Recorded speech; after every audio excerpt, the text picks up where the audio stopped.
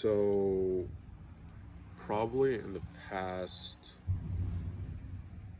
3, 4, 5 years, I haven't emailed Jeffrey O'Neill, the manager of Mija, who's a DJ from Phoenix, under Blood Company, which is his company he's working for as a manager for her. So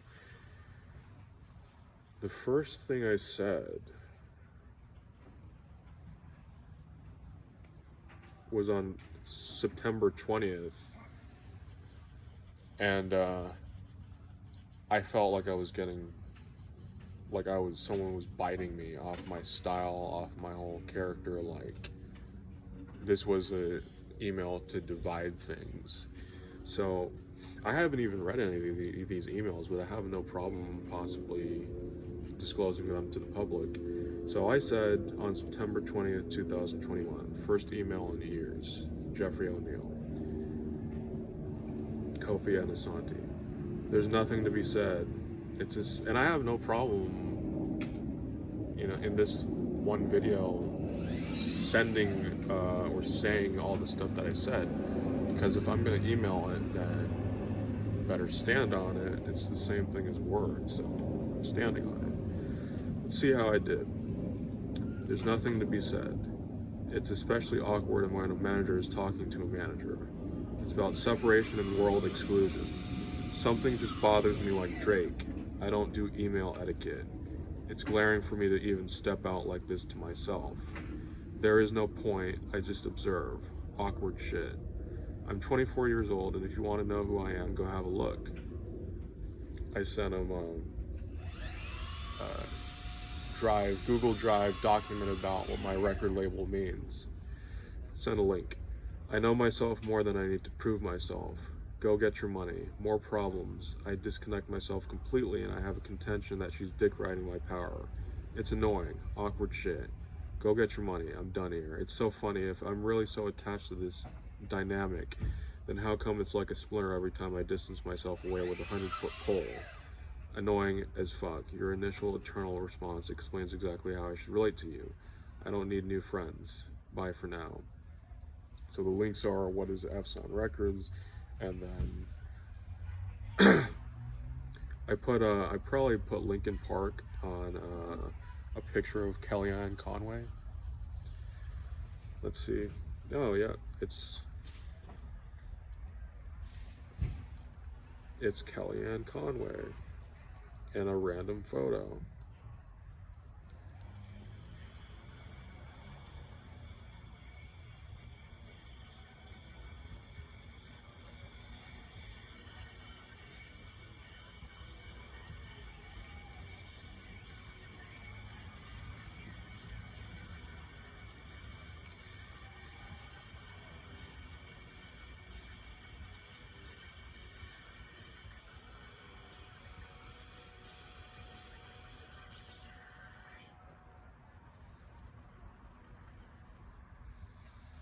Okay, analysis.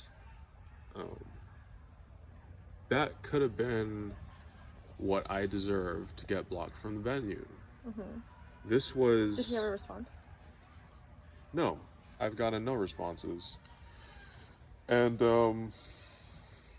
this was me separating myself from Amber, so wait till you get the next emails. Well, the second thing I sent to him that day was just Family Ties by Kendrick Lamar. Kendrick Lamar is one of my two brothers. I always say this, people don't exactly understand. Kanye West is from 1977. Kendrick Lamar's, and there's only one chosen person per decade. And there's only 3 decades that have relations to, like, deep relations in the music industry. It's like a family. Kanye West is from 1977. Kendrick Lamar is from 1987.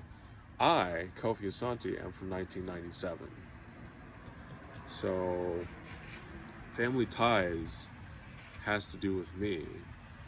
They use the word 97, riding bum in a 97 or some shit like that. Like, they know who I am. So, there's no doubt about it that has something to do with me.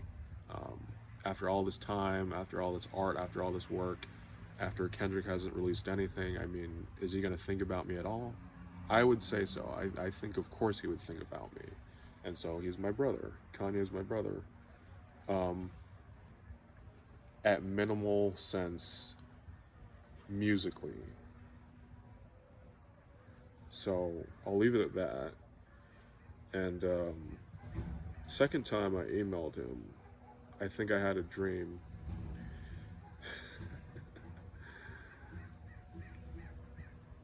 And I read this to my therapist, but I'll just read what I put on the email. This was November 6th, 2021. I don't know the time gap, let me check. November versus the last thing I talked to him about was September, so 2 months. So for my memory, which is good that I'm documenting this for my record label, this is me reconnecting with her. So let's see what I said. This was the friendlier relationship I had with Jeffrey O'Neill that I hope the public understands. The problem with apologies is that it goes down a never-ending road where both parties have to clean up and remove a necessary aspect to this world that is ego. All parties need in a situation or altercation is the necessity to not have too much pride spilling over where they think they're too good to listen. I'm not up like that.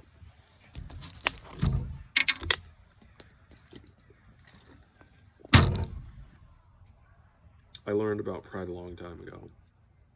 Kendrick aimed humble at me when I was a kid. Now he still disses me, but gets I'm older and admits his respect in mysterious ways. Don't get it twisted, friend. That doesn't mean everyone is from 1987. Who knows, maybe you are. I'm not sure why you're about to call authorities the day I went to LA in 2017 to meet someone as a fan. I painted the picture of insanity, which don't we all suffer from in the music industry. I was a security officer when I went to San Francisco in 2018, and some bodyguards asked me to see a ring if she really was my wife. She was right fucking there at the decks when I was talking to them. She turned around when she was doing photos in a group after the show and looked straight at me. Somehow she knew there was this presence. She'd know what she was doing more than I ever would. I put my hand on her shoulder when she walked away before she went up to the decks and didn't respond when I called her name. It wasn't aggressive, it wasn't forceful. Those same guards before the ring bullshit told me hands off. That's fair and understandable. But for years you guys painted me as some fucking weirdo that still stings into my deep subconscious to this day. Cool. You're her manager. I'm probably more of an entity than you manage yourself out to be. We're both human beings. We're not God. We're not this higher power. One day when everyone's mature, we can have a conversation just like Alex Schaller. By the way, she just released a song, this is out of script. She released a song called Fuck You, Love You last night on today, December 3rd. It was December 2nd she released a new song. One day when everyone's mature, we can have a conversation just like Alex Schaller. I haven't had a conversation with her yet in real life. I'm actually a really fucking normal dude, and I'm functioning as a high intellectual in this material world. You probably fucked. Cool, bro. But you know why I hate when people don't communicate, because it's a brick wall. Talking and getting reverberations back, not having any clue what your intentions or responses are. So as you can see, it's very easy. I've done a fantastic fucking job at learning how to communicate. Out of script, I think, learned how to communicate too expansively, too accelerated, too sharply, too deeply. I'm a real communicator. And so I said, I can't imagine what you could tell me that isn't short of, who the fuck are you? Why do you keep following the person I'm managing? What's your point? I appreciate the back and forth, but you're an asshole, it seems like. On and on and on. I actually gave the time of night to write this to you, Jeff. I know you're an asshole just like me, but I run into more real-life problems with my supervisors than I ever will with you.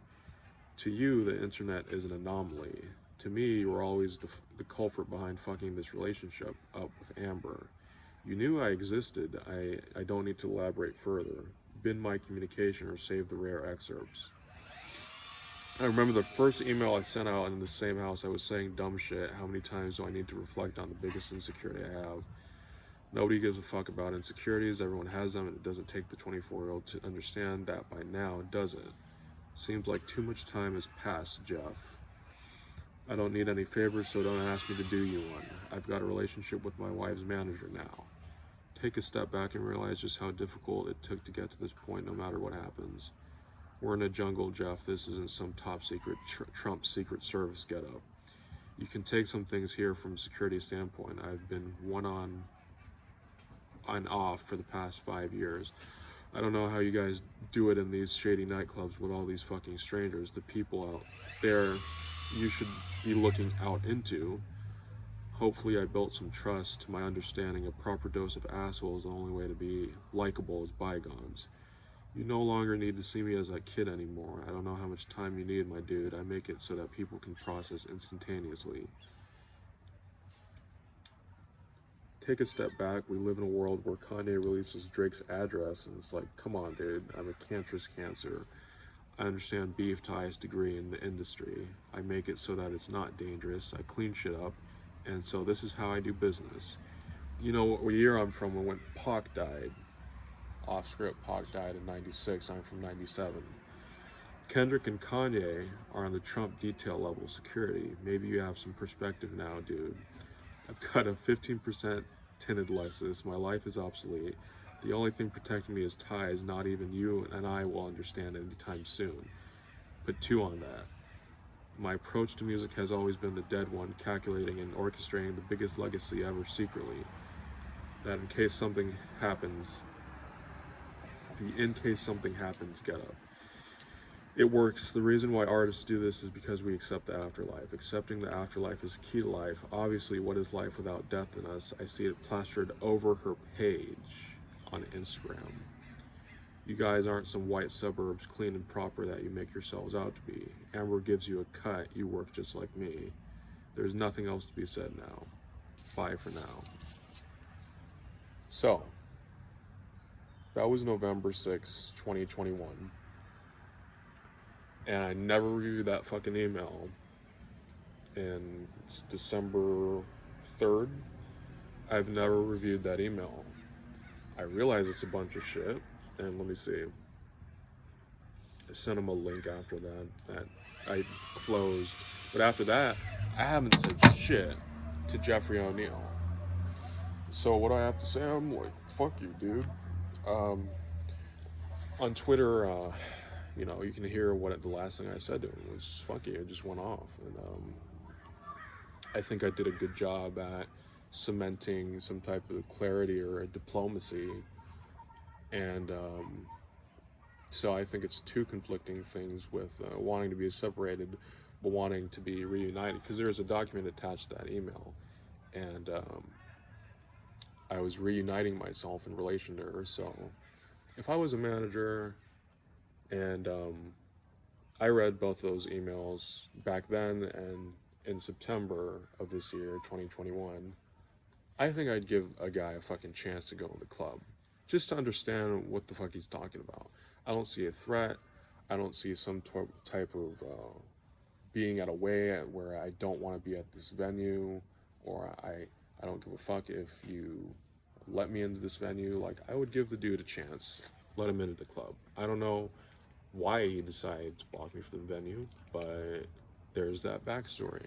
And so, do I regret anything I said? I regret a little saying a lot in that email, but I put 3 on it now.